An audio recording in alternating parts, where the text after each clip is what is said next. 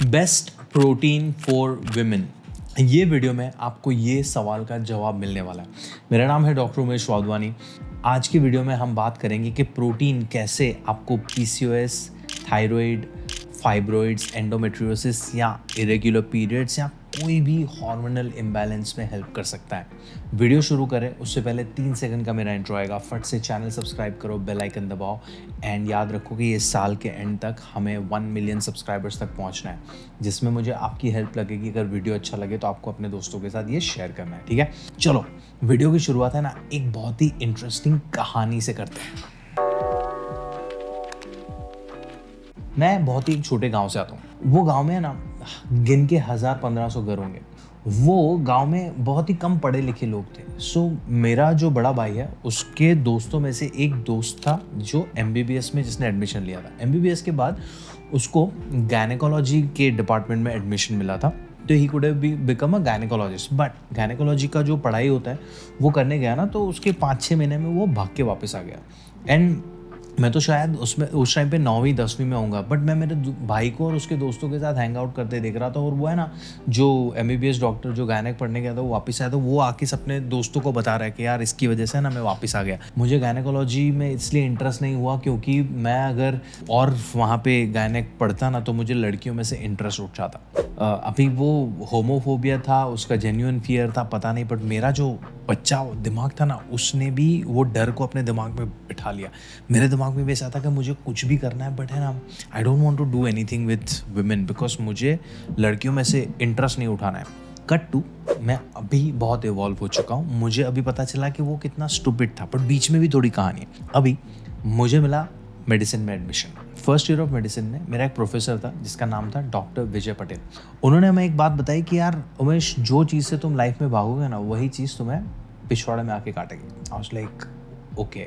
उस टाइम पे वो बात का इतना रियलाइजेशन नहीं हुआ था, बट कब काटी मैं आपको बताता हूँ। 2008-2009 गुजरात में एक एम्बुलेंस सर्विसेज शुरू हुई थी, 108 एम्बुलेंस सर्विसेज। उसमें मेरा इंटर्नशिप लगा था, तो मैं इंटर्नशिप कर रहा हूँ। मेरा पहला case was lady in labour. अब मैं एम्बुलेंस का ड्राइवर और दैट लेडी एंड उसका पति इन द एम्बुलेंस। मैंने चालू एम्बुलेंस में डिलीवरी कराया। That was my first ever case. And जब मैंने वो बेबी गर्ल को डिलीवर किया था तब मेरे दिमाग में कुछ तो स्विच हुआ। And that was the moment I remember calling my mom as well कि मम्मा मैंने डिलीवरी कराया। I was so happy on that day. And वहाँ से कुछ तो स्विच हुआ। कट टू टुडे 90% से ज़्यादा मेरे clientele are female. I deal with clients dealing with PCOS, hormonal imbalances, fibroids, obesity वगैरह। And you will be like कि ये सारी कंडीशंस में प्रोटीन कहाँ पे आता है? देखो, यहाँ पे प्रोटीन को समझने के लिए हमें समझना पड़ेगा 2 चीज़ें। 1 raw material theory and 2 repairing and maintenance. Raw material theory का मतलब ये है कि हमारी बॉडी में बहुत सारे जो हार्मोन्स हैं उनको सही से काम करने के लिए उनका सही लेवल में होना ज़रूरी है। वो अगर ज़रूरत से कम रिलीज़ हो रहे हैं तो उसके पीछे उनका रॉ मटेरियल सही से नहीं जा रहा है। हमारी बॉडी में जो थायराइड हार्मोन है, इंसुलिन हार्मोन है, LH, है, ये सारे हार्मोन्स प्रोटीन से बने हुए हैं। तो अगर आप सही से प्रोटीन सही मात्रा में रोज़ का रोज़ नहीं खाओगे तो ये हार्मोन सही से बनेंगे नहीं तो हार्मोनल इम्बैलेंस होगा and you can have conditions like this, जो हमने थोड़ी देर पहले बात की। 2, हमें जितने भी हार्मोनल इम्बैलेंसेस होते हैं वो डैमेज की वजह से भी होते हैं, इन्फ्लेमेशन की वजह से भी होते हैं। For example, auto immune condition में अगर आपका थायराइड ग्लैंड डैमेज हुआ है, अगर कोई रीज़न की वजह से आपका ओवरीज डैमेज हुआ है तो वो फंक्शन नहीं कर पाएंगे, तो वो डैमेज को रिपेयर करने का काम भी प्रोटीन का है। 3, अगर आप ओबेसिटी से सफ़र कर रहे हो। ओबेसिटी क्यों होती है? क्योंकि आपने ज़रूरत से ज़्यादा कैलोरीज खाई है। हम ज़रूरत से ज़्यादा कैलोरीज क्यों खाते हैं? One of the reason is कि हमारा खाना इम्बैलेंस है।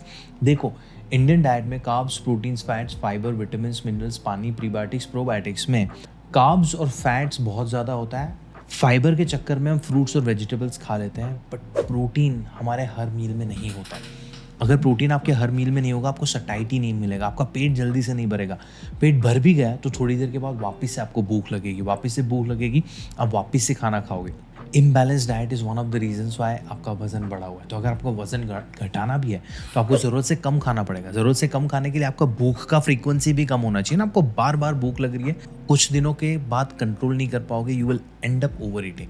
तो ओवर ईटिंग को भी प्रिवेंट करना है तो भी you need proteins. Proteins raw material theory आता है, रिपेयर एंड मेंटेनेंस में आता है, एंड ओवर ईटिंग को कम करने के लिए, सटाइटी को बढ़ाने के लिए, ओबिसिटी को मैनेज करने के लिए भी आता है। तो ये सारे रीजंस की वजह से protein becomes very very very important nutrient.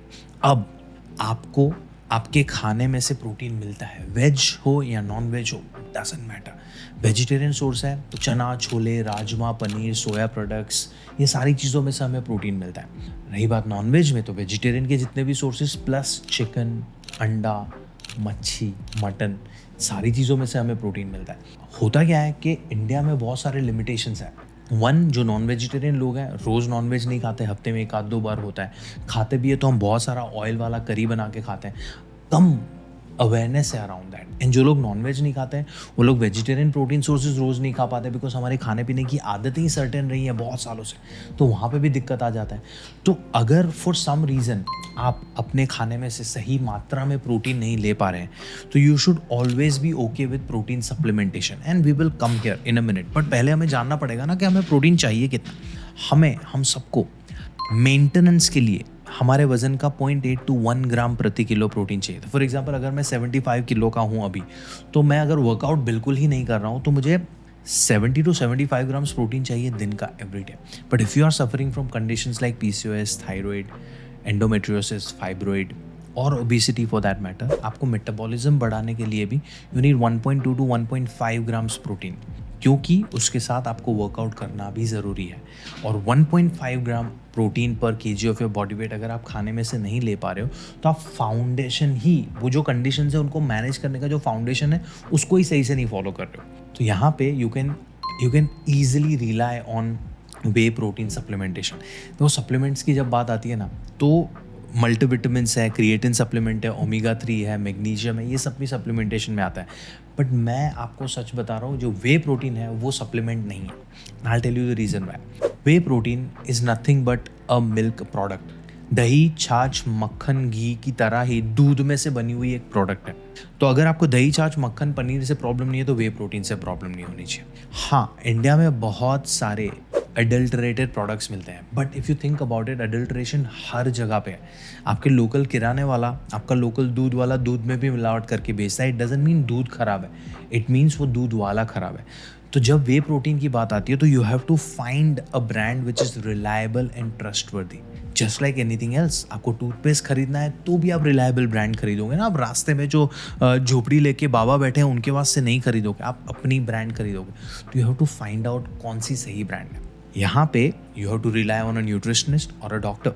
यहाँ पे दोनों का कॉम्बिनेशन है। एंड मैं आपको ब्लाइंडली मुझ पे ट्रस्ट करने की बात नहीं कर रहा हूँ। I am going to introduce you to a brand जो मुझे पर्सनली अभी बहुत पसंद आ रही है, and that brand can be the best protein for you as well. Let me introduce you all to whey protein from natural team. मेरे लिए बेस्ट चीज़ ये थी कि जसप्रीत बुमराह भी इनके साथ एसोसिएटेड है, but I believe only in Jassi paaji. But the other reasons are कि फर्स्ट क्रेडिबिलिटी की बात आती है, तो यहाँ पे इनका क्रेडिबिलिटी QR कोड है। आप इसको स्कैन करोगे तो आपको पता चलेगा आगे के स्टेप्स फॉलो करके कि ये ऑथेंटिक प्रोडक्ट है या नहीं। दूसरा, इसमें सारे इंग्रेडिएंट्स नेचुरल हैं। देखो, हालांकि मैं नेचुरल और आर्टिफिशियल के बारे में बहुत डिटेल में बात कर चुका हूँ, बट अगर आपके दिमाग में कंडीशनिंग है कि नेचुरल ही चीज़ें चाहिए तो can go for this. Third, इसके अंदर है BC30 प्रोबायोटिक, जो आपको वे प्रोटीन डाइजेस्ट करने में हेल्प करेगा। बहुत सारे लोगों को है ना, प्रोटीन पाउडर खाते ही इनडाइजेशन होता है शुरुआत में, नहीं होगा। प्लस BC30 जो प्रोबायोटिक है, कुछ स्टडीज़ में ऐसा भी बोला है कि ये मसल रिकवरी को एक्सेलरेट करता है, फास्ट मसल रिकवरी। आपका जो सोरनेस है वो जल्दी चला जाएगा after the workouts if you are using this. And बहुत सारे वे प्रोटीन जो सप्लीमेंट्स होते हैं उसमें है ना, वन स्कूप में आपको अराउंड 24 ग्राम प्रोटीन मिलता है। यहाँ पे आपको मिल रहा है 27 ग्राम प्रोटीन। तो माई सजेशन वुड बी कि you try this out. But before we sum up this, I want to give you one more reason why you should. Germany में there is this list called Cologne list. Cologne list is a list for all the supplements, उनकी credibility के बारे में। दुनिया की best lab में से जो सप्लीमेंट टेस्ट किए गए हैं उनमें जो भी इलीगल सब्सटेंसेस ना होने चाहिए वो नहीं है, उनका प्रमाण ये कोलॉन लिस्ट देती है। One of very few protein supplement जो वो लिस्ट में शामिल है, नेचुरल टीम। जर्मनी का ब्रांड है, वहाँ से सीधा यहाँ पे आता है, no middle man. So so many different reasons why I personally trust Naturaltin, and I think you should try it too. This was a tiny video on whey protein. What's the best protein for women and why protein can really help you with managing all the conditions. Protein in general, but अगर वो protein आप खाने में से नहीं ले पा रहे हो और आपको सप्लीमेंट की ज़रूरत पड़ रही है तो my suggestion would be this. But हमने सप्लीमेंट का भी कन्फ्यूजन क्लियर कर दिया. Whey protein is not a supplement, it's just another food product. तो अगर पनीर चना छोले में से नहीं ले पा रहे हो, ट्राई दिस आउट. मेरा नाम है डॉक्टर उमेश वाधवानी. कुछ भी सवाल हो तो कमेंट में मुझसे पूछो. वीडियो अच्छा लगा हो तो अपने दोस्तों के साथ शेयर करो एंड डिस्क्रिप्शन पढ़ो, आपको कुछ सरप्राइज़ मिलेगा. मैं आपको मिलता हूँ अगले वीडियो में. तब तक के लिए याद रखो कि यार इंटरनेट पे बहुत कन्फ्यूजन है, बहुत कॉम्प्लिकेशंस है. हालांकि हेल्दी ईटिंग इतना कॉम्प्लिकेटेड नहीं है, सिंपल है.